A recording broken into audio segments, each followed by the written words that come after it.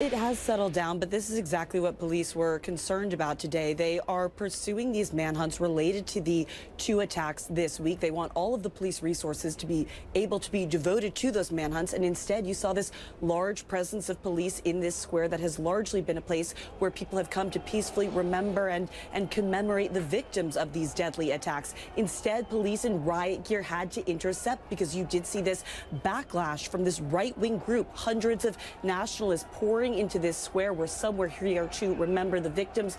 They were shouting anti-immigrant sentiments. They were doing Hitler salutes. They were setting off some firecrackers. The police in their riot gear did come in. They were able to move this group out of the square in really under an hour, but it did take the use of crowd control vehicles. There was some water that was let off from water cannons that were on those vehicles. And this was really just a showing of the tensions that are under the surface as they came to a head today. You had this liberal group on the steps supporting immigrants, calling for unity, saying that Brussels is a multicultural place, saying we are all sons of immigrants. And you had against them this faction really loudly proclaiming their thoughts against immigrants. And probably the most poignant imagery throughout all of this is the fact that these two parties who were shouting at each other, demonstrating against one another, were separated by a mound of flowers that have piled up here, been left here this week to commemorate the 28 victims who were killed in those two attacks.